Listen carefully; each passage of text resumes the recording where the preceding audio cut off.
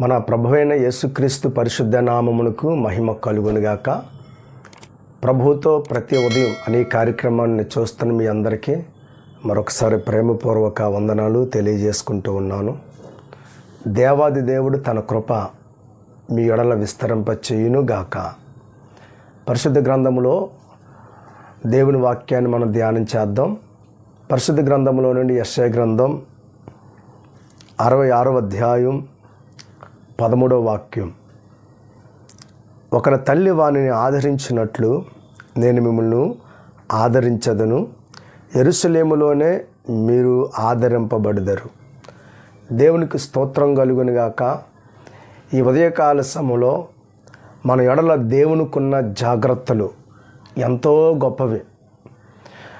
తన పిల్లల క్షేమాన్ని కోరిన దేవుడు అనుక్షణము కూడా తన బిడ్డల్ని ఎంతో ప్రేమతో ఆదరిస్తూ వారి ఎడల ఎంతో కృపను కనుపరుస్తూ తల్లిలాగా తండ్రిలాగా ఒక స్నేహితుడిలాగా దేవాది దేవుడు తన పిల్లలందరి క్షేమాన్ని వారి యొక్క జీవితంలో నూతనమైనటువంటి కార్యాలు జరిగినట్లుగా ఆయన చేయుచున్న ప్రతి కార్యాన్ని బట్టి కూడా మరి దేవునికి స్తోత్రము కలుగునుగాక.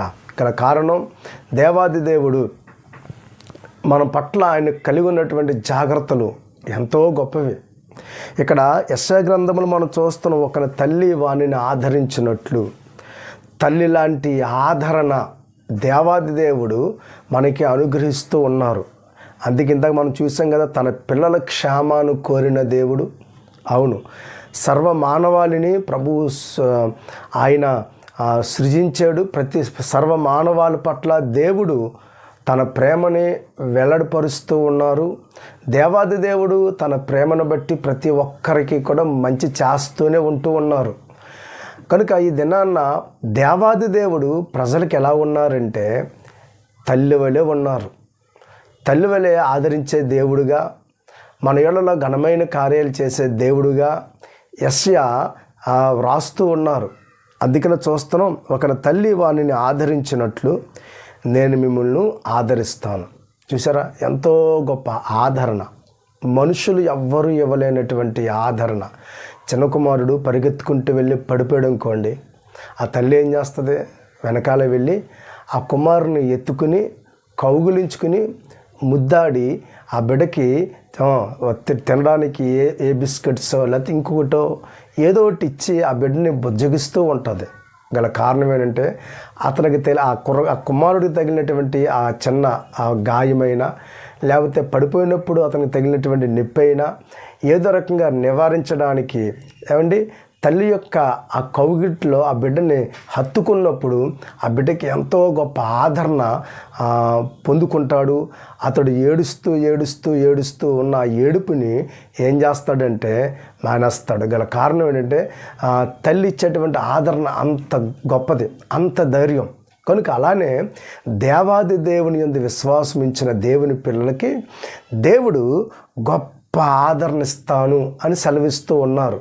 అందుకే ఒక తల్లి వాడిని ఆదరించినట్లు నేను మిమ్మల్ని ఆదరిస్తాను అనే సర్వాధికారి అనే దేవుడు మనతో మాట్లాడుతూ ఉన్నారు. ఎలాంటి పరిస్థితుల్లో నువ్వు ఉన్నప్పటికీ కూడా దేవాది దేవుడు నిన్ను ఆదరించడానికి నా ప్రభు సిద్ధంగా ఉన్నారు. ప్రతికూలకరమైనటువంటి పరిస్థితుల్లో లేకపోతే ఏం చేయాలో తెలియనటువంటి తోచన అయోమయంలో నువ్వు ఉంటే ఆదరించడానికి, నిన్ను ధైర్యపరచడానికి, నీ వ్యాపారంలో ఒకవేళ నష్టపోయేవేమో, నీ చేతి పనులు ఒకవేళ నష్టపోయేవేమో, అదిగో మరల నిన్ను బలపరచడానికి, నిన్ను ఆదరించడానికి నా దేవుడు మరొక్కసారి ఉదయకాల సమయంలో నీతో మాట్లాడుతూ ఉన్నారు.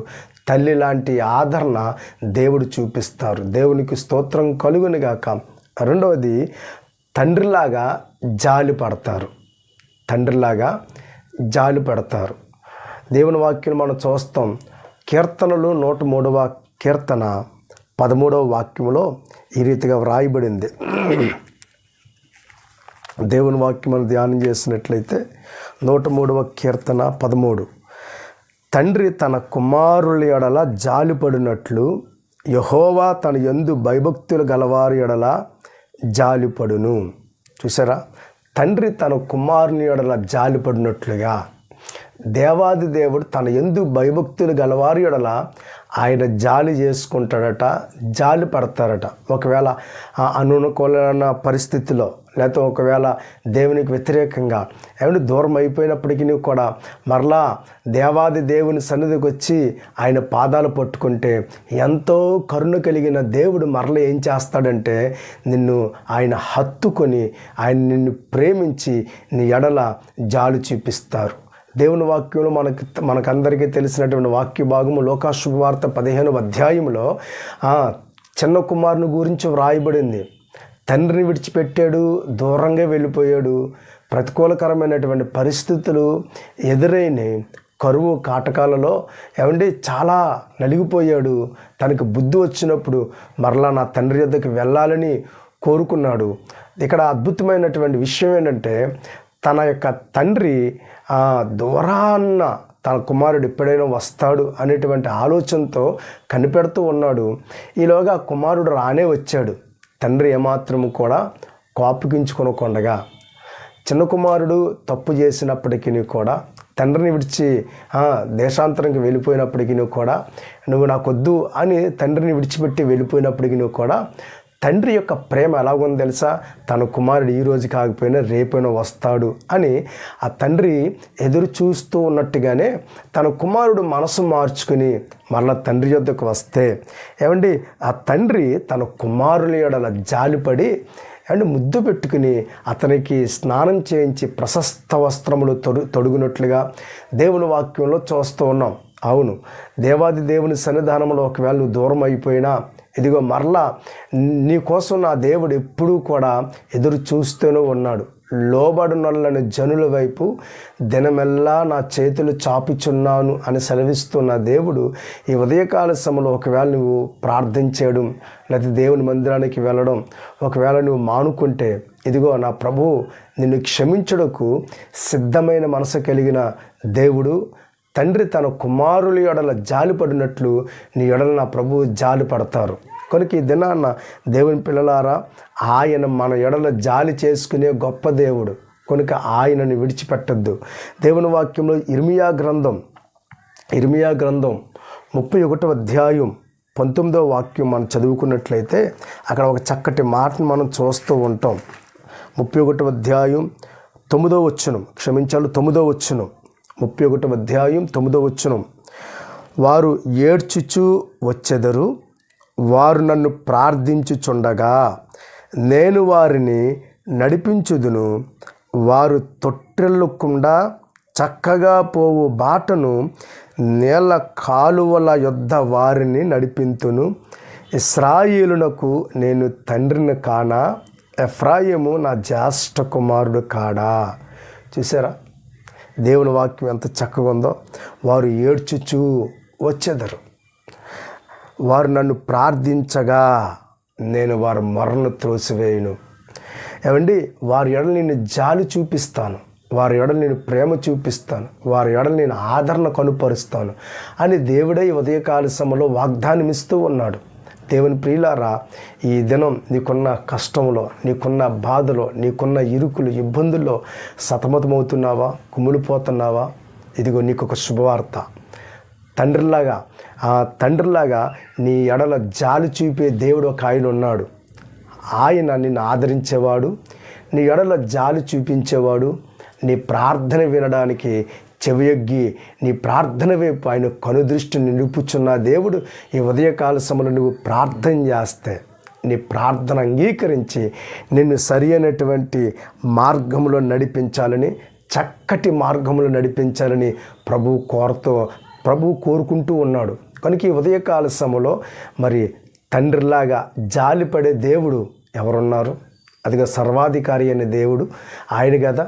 కనుక ఆయన యందల విశ్వాసం ఉంచు, ఆయన కోసం సాగిపో. 3వ వాక్యాన్ని జ్ఞాపకం చేసి ముందుకు వెళ్తాను. తల్లి లాంటి ఆదరణ చూపించిన దేవుడు, తండ్రి లాంటి జాలి చూపించిన దేవుడు, కాపరి వల్లే మనల్ని కాపాడుతున్న దేవుడు, కాపరి అయిన దేవుడు. అవును, తన పిల్లల క్షేమాన్ని కోరుకున్న దేవుడు మన ఎడల ఎంత జాగ్రత్తగా కలిగి ఉన్నారు చూసారా? తల్లి లాంటి ఆదరణ ఇస్తూ ఉన్నాడు. తండ్రి జాలిపున్నట్టుగా నీ ఎడల నా ఎడల జాలిపడుతూ లోబడినోళ్ళను జనుల వైపు దినమెల్ల చేతులు చాపుతూ ఉన్నారు. కాపరి వలె నిన్ను కాపాడుతూ ఉన్నారు. యెహెజ్కేలు గ్రంథం 34వ అధ్యాయం 12వ వాక్యం. తమ గొర్రెలు చెదిరిపోయినప్పుడు కాపరులు వాటిని వెదుకున్నట్లు నేను నా గొర్రెలను వెదికి చీకటి గల మబ్బు దినముందు ఎక్కడెక్కడికి అవి చెదిరిపోయినో అక్కడి నుండి నేను వాటిని రప్పించి. చూసారా, ఒకవేళ నువ్వు చెదిరిపోయినా, ఒకవేళ అనస్పట్టుగా పాపములో పడిపోయినా, ఒకవేళ దేవునికి దూరం అయిపోయినా, ఇదిగో ఈ వాక్యం ద్వారా దేవుడిని పలకరిస్తూ ఉన్నాడు. ఆయన కృపలో నుండి దూరం అయిపోతే ఇదిగో ప్రేమతో నా దేవుడు నీతో మాట్లాడుతూ ఉన్నాడు. వెనుకున్నవి మర్చిపో, ఇక ముందున్న వాటి కోసము నువ్వు ప్రయాసపడడానికి సిద్ధపడు. వెనుకున్నవన్నీ విడిచిపెట్టే. ఇదిగో ప్రభువు మరలా నిన్ను బలపరచడానికి, నిన్ను నడిపించడానికి, నిన్ను పోషించడానికి సర్వాధికారి అయిన దేవుడు సిద్ధంగా ఉన్నాడు. వాక్యంలో రాయబడింది కదా, మబ్బు దినముందు ఎక్కడెక్కడికి అవి చెదిరిపోయినో. ఒకవేళ దేవునికి దూరం అయిపోయి పడకూడనటువంటి పాపంలో నువ్వు పడిపోయేవేమో, దేవుడు ఇదిగి ఉదయకాల సమయంలో మరొక్కసారి ఆ భయానకమైనటువంటి పరిస్థితుల్లో నుండి విడిపించడానికి, కాపరి వల్ల నిన్ను కాపాడడానికి ఈ ఉదయకాల సమయంలో నీతో మాట్లాడుతున్నాడు.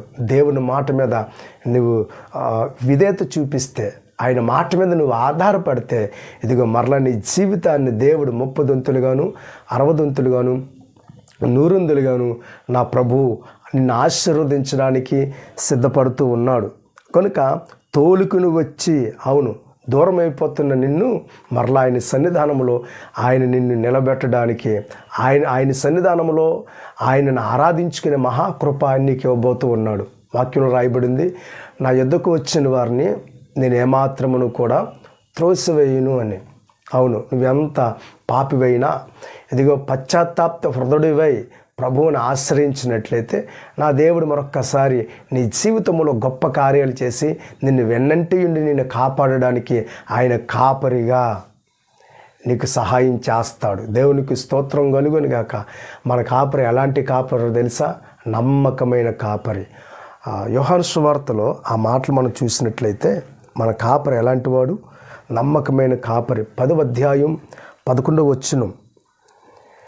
నేను గొర్రెలకు మంచి కాపరిని, మంచి కాపరి గొర్రెల కొరకు తన ప్రాణమును పెట్టును.